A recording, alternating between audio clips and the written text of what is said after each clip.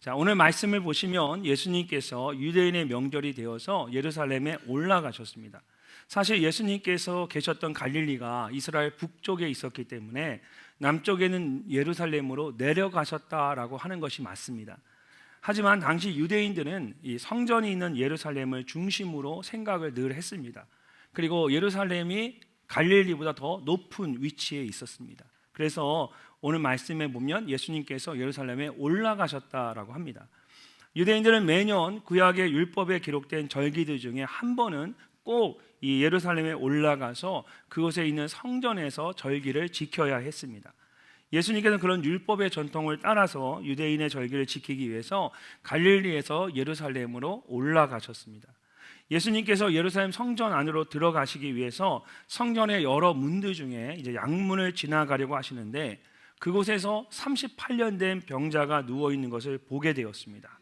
6절 말씀을 보면 예수님께서 그에게 이렇게 물으십니다. 내가 낫고자 하느냐? 이것은 그에게 너무나도 당연한 질문이었습니다. 38년 된 병자에게 병이 낫는 것보다 더 중요한 일이 무엇이 있겠습니까? 그의 인생에 있어서 가장 큰 문제를 말씀하고 있는 것입니다. 오늘 여러분 각자에게도 이 병자와 같이 정말 해결하고 싶은 큰 문제가 있을 것입니다.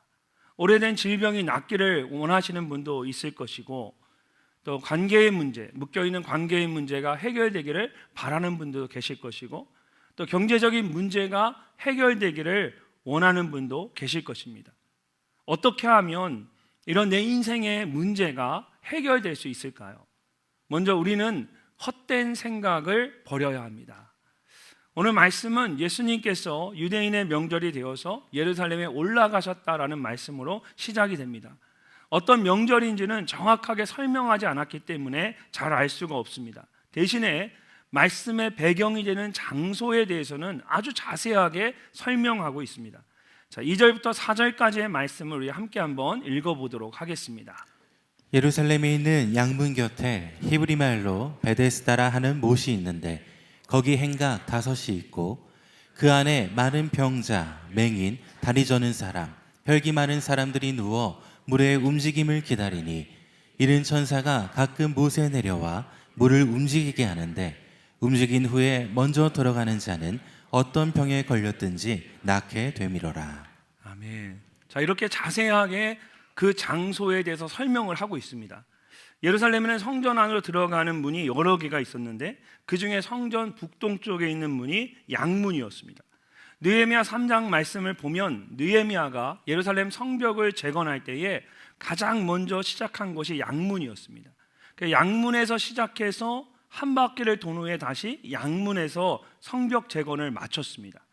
그렇기 때문에 유대인들에게 있어 이 양문은 성전 안으로 들어가는 문들 중에 가장 중요한 문이었습니다. 그리고 그 문 옆에는 베데스다라는 연못이 있었습니다. 당시의 사람들은 성전에 들어가기 전에 그 연못에서 제사에 사용할 양이나 짐승들을 깨끗하게 씻었습니다. 그리고 그곳에는 오두막과 같은 행각이 5개가 있었습니다. 유대인들에게 이 5이라는 숫자는 은혜를 의미합니다.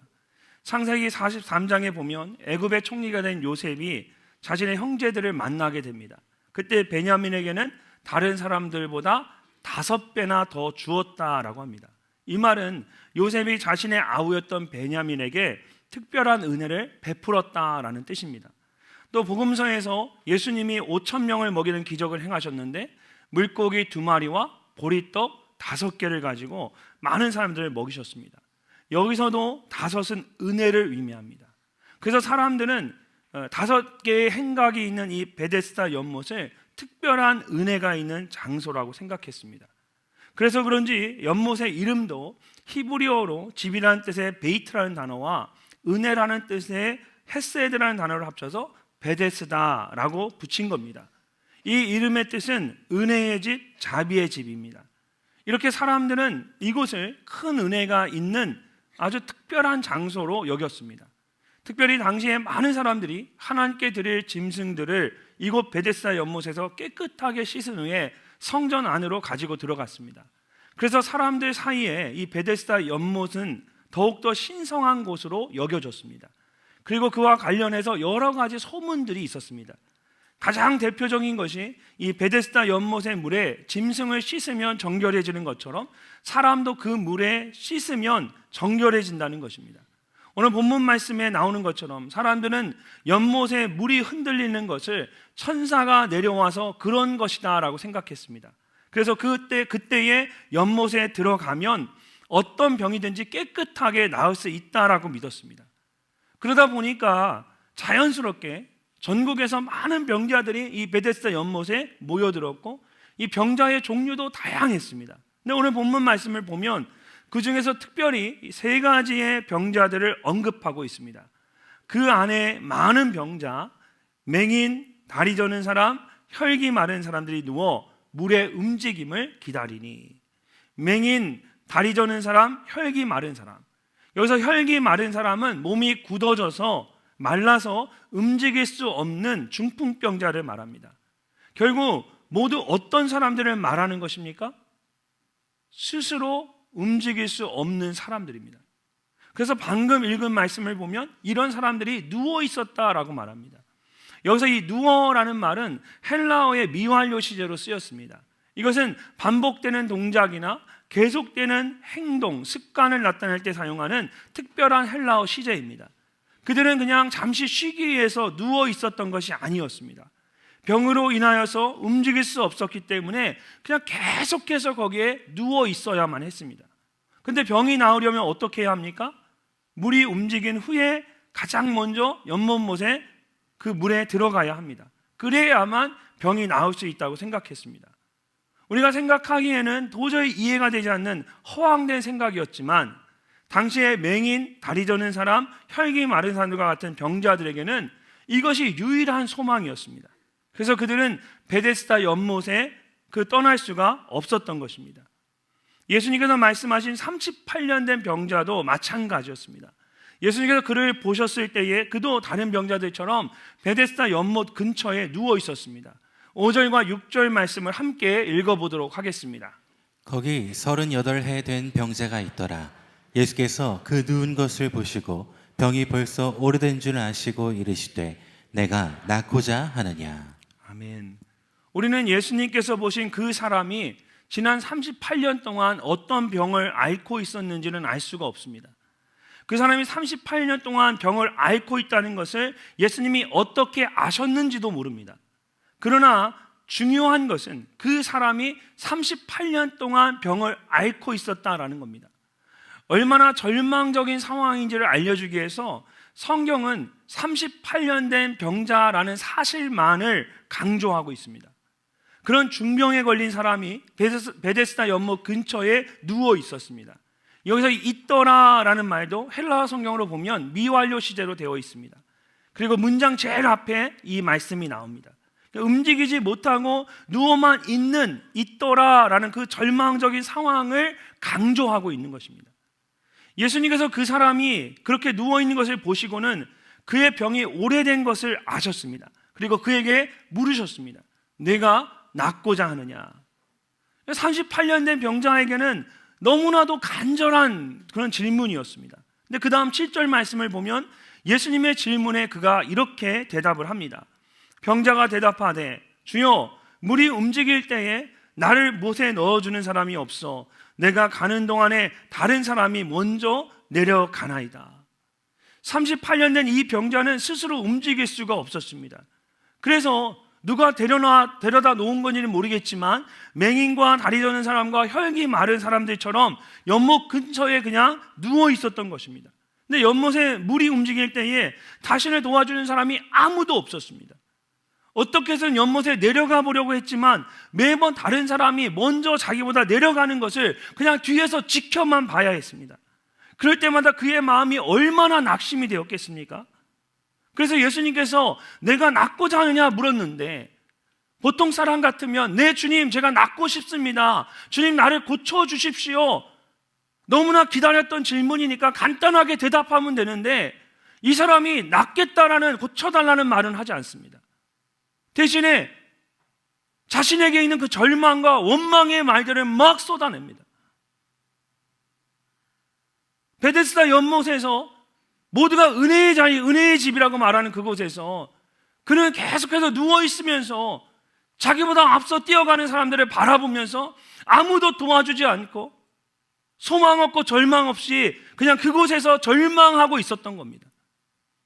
은혜의 자리에 왔는데도 불구하고 사람들은 은혜의 자리라고 말하지만 그것이 그에게는 절망의 자리였고 낙심의 자리였습니다. 그래서 예수님이 한마디를 건네자마자 내가 낫고 싶습니다 라는 말하는 것이 아니라 자기 안에 있는 그 원망과 불평과 낙심의 말들을 쏟아내기 시작합니다. 예수님께서 그런 38년 된 병자의 마음을 잘 아셨습니다. 그래서 그 다음 8절 말씀을 보면 그에게 일어나 내 자리를 들고 걸어가라 말씀하십니다. 그러자 어떻게 되었습니까? 그 사람이 곧 나아서 자리를 들고 걸어가니라. 곧이라는 말은 그 즉시라는 뜻입니다. 그래서 영어 성경을 보면 이 곧이라는 말을 at once 또는 immediately라고 번역을 했습니다. 예수님께서 말씀하시는 그 순간에 38년 된 병자의 병이 완전히 나았습니다. 순차적으로 조금씩 나아진 것이 아닙니다.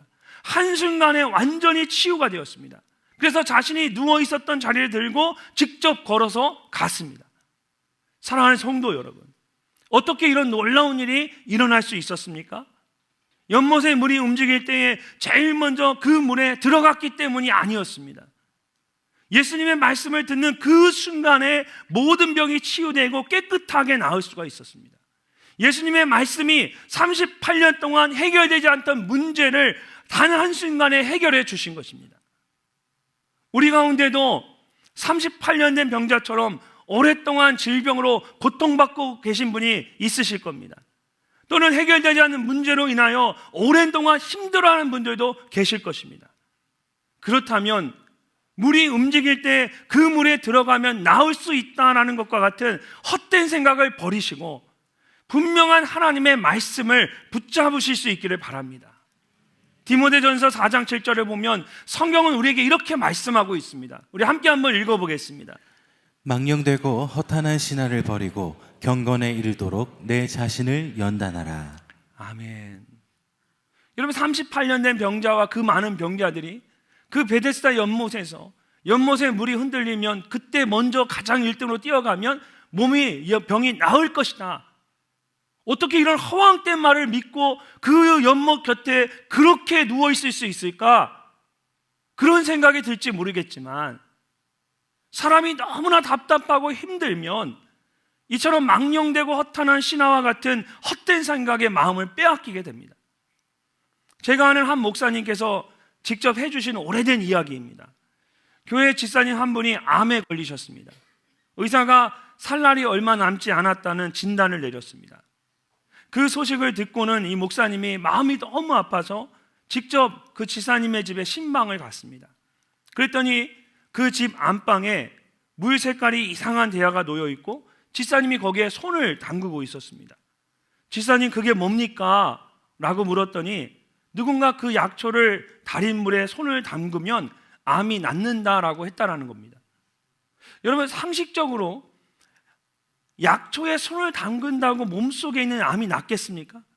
제 생각엔 차라리 그러면 그 물을 마시라고 하는 게 나을 것 같아요.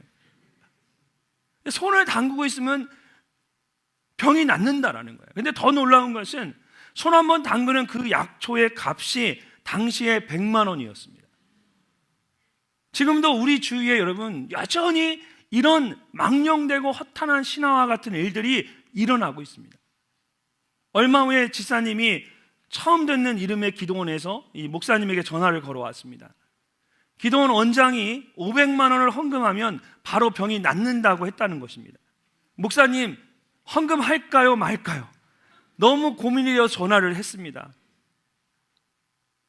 물에 빠진 사람이 살기 위해서 지푸라기라도 잡는 것처럼 병이 나을 수 있다고 하니까 이게 말이 안 되는 줄 알면서도 그냥 붙잡고 싶었던 겁니다. 목사님이 기도원에 가서 직접 그 집사님을 집으로 데리고 왔습니다. 그리고 온 가족들을 모아놓고 이렇게 말했습니다. 모든 허탄한 것을 버리고 우리 살아계신 하나님에게 치유를 구하면서 간절히 기도해 봅시다. 그러면서 당연히 고쳐달라고 기도해야 하지만 어쩌면 이 암은 복일 수도 있다라고 말했습니다.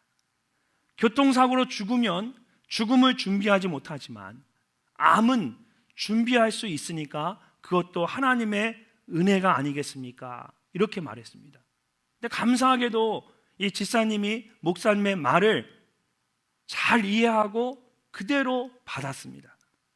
그날 이후로 딱 3개월을 사셨는데 매일 말씀과 기도 가운데 하나님 앞에서 그 마지막 시간을 의미 있게 보내셨습니다. 자녀들과 깊은 대화를 나누면서 마음의 상처를 다 씻고 하나님을 찬양하며 아름답게 그 삶을 마치셨습니다.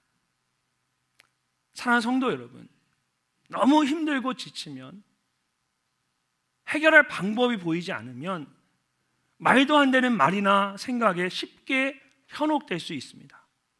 그래서 우리는 정말 그렇게 힘들고 어려울 때일수록 망령되고 허탄한 생각을 버려야 합니다. 그리고 성경이 말씀하고 있는 것처럼 경건에 이르도록 말씀과 기도에 집중해야 합니다. 38년 된 병자가 예수님의 말씀에 의해서 그 병이 한순간에 나은 것처럼 여러분의 삶의 문제나 질병을 해결해 줄 수 있는 것은 오직 하나님의 말씀입니다. 망령되고 허탄한 신화와 같은 거짓된 헛된 생각을 버리시고 말씀과 기도로 여러분의 마음을 가득 채우실 수 있기를 주님의 이름으로 축원합니다.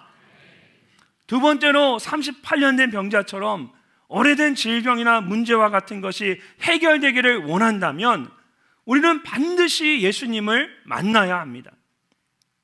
오늘 말씀은 이상하게도 안식일에 대한 말씀과 연결이 됩니다.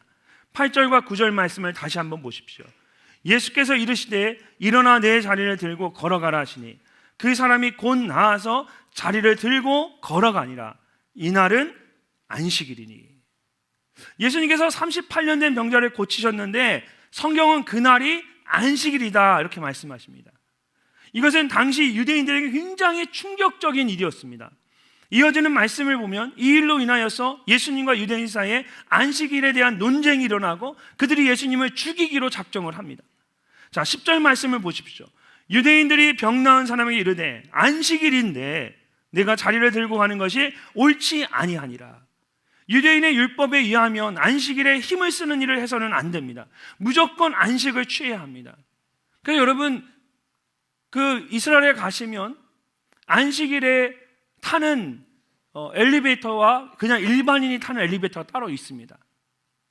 안식일에 유대인들이 타는 엘리베이터는 모든 층마다 안식일엔 다 섭니다. 왜 그럴까요? 층을 누르는 그 자체가 노동이기 때문에 누르면 안 되는 겁니다. 그래서 모든 층마다 다 서게 되어 있습니다. 근데 38년 된 병자가 이제 돗자리를 들고 가는 것을 본 거죠. 그것이 율법에 어긋나는 옳지 않은 행동이라고 하니까 병이 나은 사람이 이렇게 말합니다. 대답하되 나를 낫게 한 그가 자리를 들고 걸어가라 하더라. 병이 나은 사람의 말을 듣고 유대인들이 그러면 그 사람이 누구냐 물었습니다. 근데 그 다음 말씀을 보면 병이 나은 사람이 정말 예상치 못한 엉뚱한 말을 합니다. 자, 12절 말씀을 함께 읽어보겠습니다. 고침을 받은 사람은 그가 누구인지 알지 못하니 이는 거기 사람이 많음으로 예수께서 이미 피하셨음이라. 아멘. 38년 된 병을 고침을 받았는데 자신을 고쳐준 사람이 누구인지 알지 못했습니다. 일어나 내 자리를 들고 걸어가라 라는 말씀은 들었는데 정작 그 말씀을 하신 분이 누구인지 몰랐던 겁니다. 사람들이 너무 많아서 예수님이 그냥 가버리셨어요. 예수님과 이게 흩어져 버렸어요.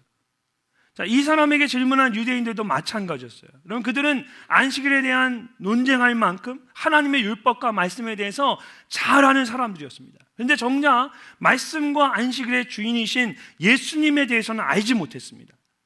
이처럼 말씀을 아는 것도 중요하지만 말씀의 주인이신 예수님을 만나고 그 예수님을 아는 것이 중요합니다.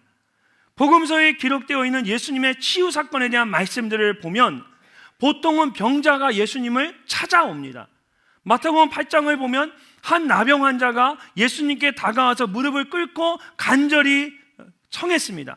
난 나병 환자가 나와 절하며 이르되 주여 원하시면 저를 깨끗하게 하실 수 있나이다. 예수님께서 이 나병 환자의 그 간청하는 모습과 믿음을 보셨습니다. 그리고 그를 깨끗하게 고쳐주셨습니다. 또 마가복음 2장을 보면 예수님이 가버나움에 있는 한 집에 계실 때에 중풍병자를 데리고 왔는데 문 입구에 사람들이 너무 많아서 들어갈 수가 없었습니다. 그래서 어떻게 했습니까? 사람들이 지붕에 구멍을 내서 끈으로 중풍병자가 누운 상을 예수님 앞에 내려놓았습니다. 예수님께서 그것을 보시고 그를 고쳐주셨습니다.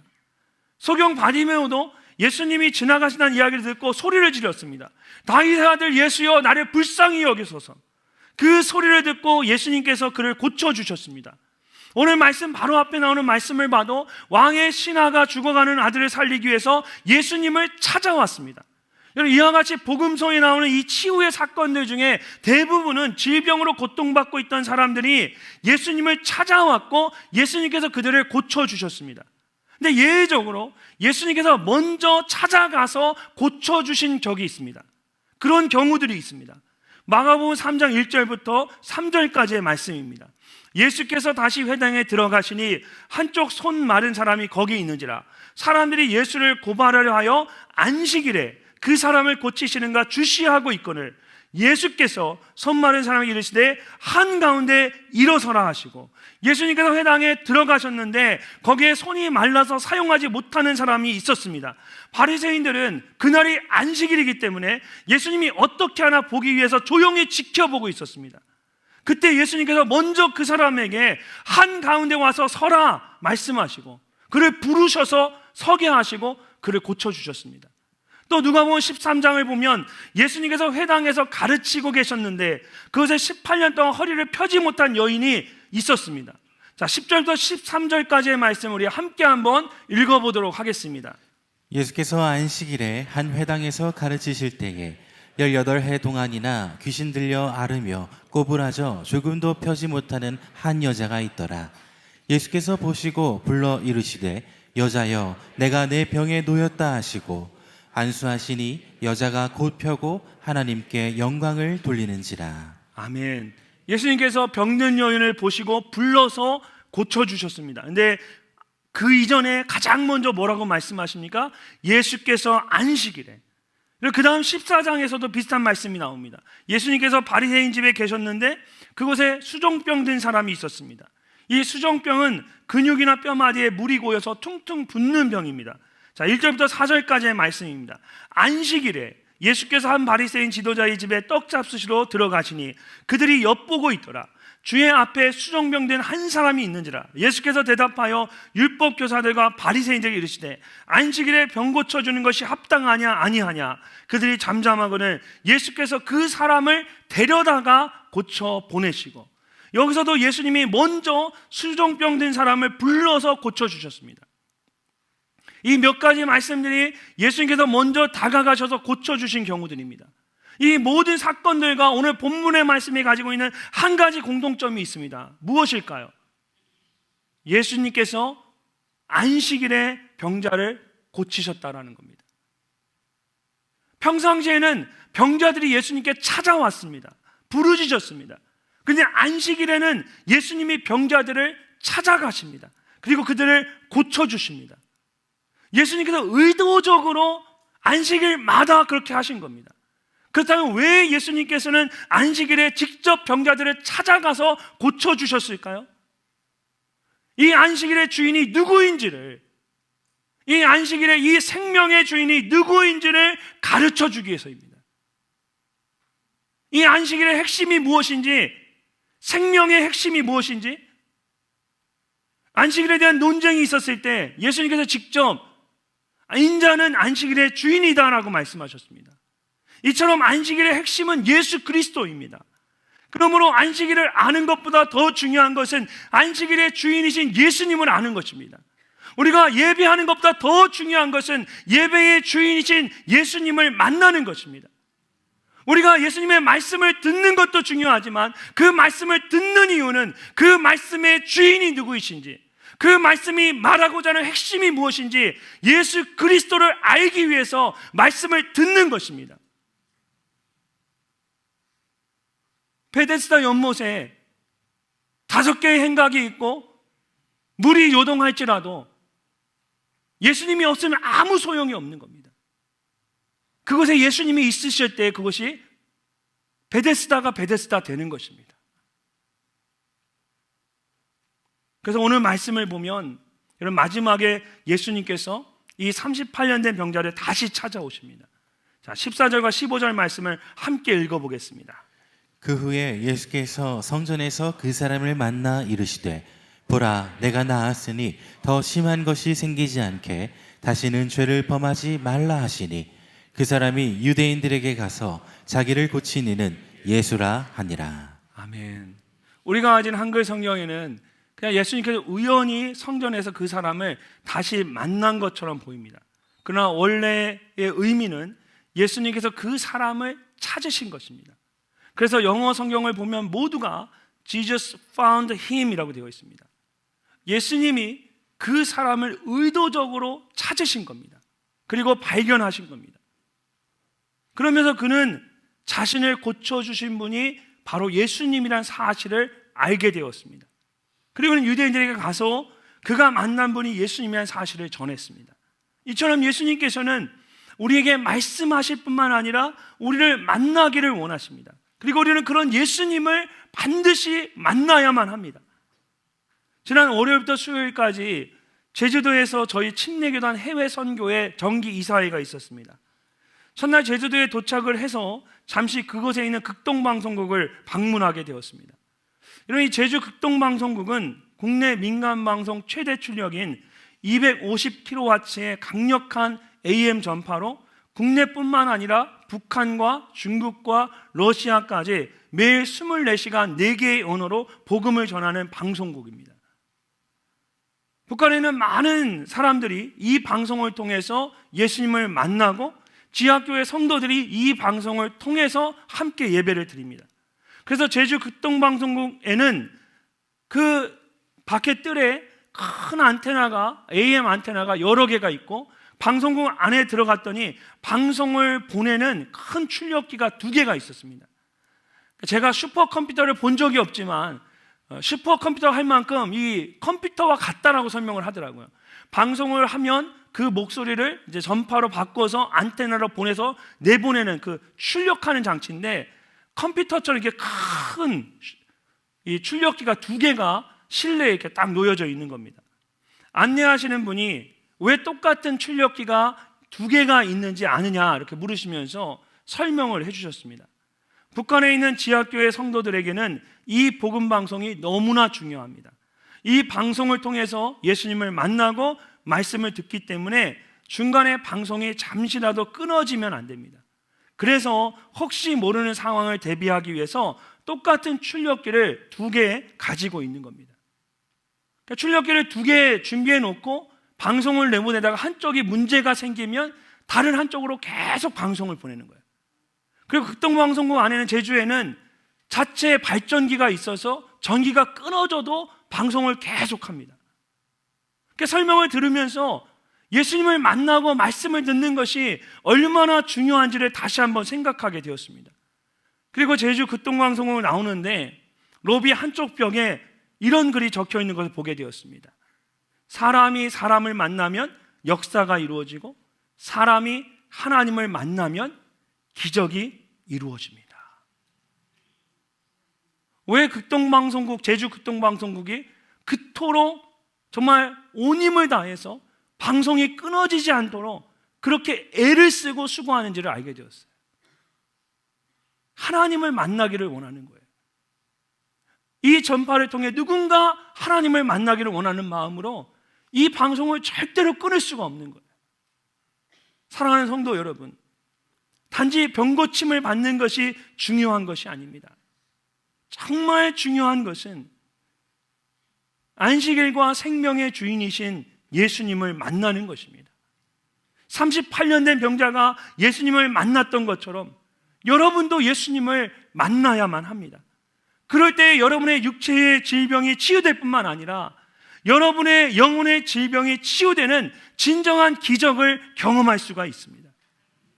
육신의 질병과 삶의 문제 가운데 예수님을 깊이 만나는 은혜가 여러분에게 임하시기를 주님의 이름으로 축복합니다. 제 바로의 형님은 초등학교 어렸을 때부터 신부전증이라는 병이 있었습니다. 몸에 있는 이 두 개의 콩팥이 점점 작아지면서 아무런 기능도 하지 못했습니다. 그래서 30년에 가까운 오랜 시간 동안 혈액투석을 하다가 하나님의 부르심을 받았습니다. 저희 아버지는 미신이 가득한 집에서 자라셨습니다. 그래서 제가 어렸을 때에 교회에 간다는 이유로 어머니를 많이 핍박하셨습니다. 그러다가 아들이 병에 걸리면서 도저히 나을 수 없다는 이야기를 듣고는 여러 가지 시도를 해보다 안 되니까 지푸라기로 잡는 심정으로 마지막으로 교회라는 곳에 발을 들여놓으셨습니다. 근데 그곳에서 복음을 듣고 예수님을 만나신 것입니다. 이후로 열심히 신앙생활을 하셨습니다. 안수집사로 장로로 교회를 충성스럽게 섬기셨습니다. 그렇다고 해서 저희 아픈 형이 깨끗하게 나은 것이 아니었습니다. 계속해서 투병 생활을 해야 했고 그로 인한 어려움이 있었습니다. 혈액투석을 오래 하다 보니까 온몸의 기능이 다 저하가 되는 거예요. 뼈마디가 쉽게 부러지고, 한 번은 옷을 입다가 힘을 주어서 다리에 있는 뼈가 부러졌어요. 그래서 병원에 입원해서 다 뼈가 아물고 간신히 치료가 돼서 퇴원을 하려고 휠체어를 타고 엘리베이터에 딱 들어갔는데 앞에 계신 분이 나가면서 팔을 쑥 흔들었는데 그게 이 뼈에 어깨뼈에 툭 치면서 어깨뼈가 또 나가버렸어요. 부러져 버렸어요. 30년 동안 절반 이상을 병원에서 지냈습니다.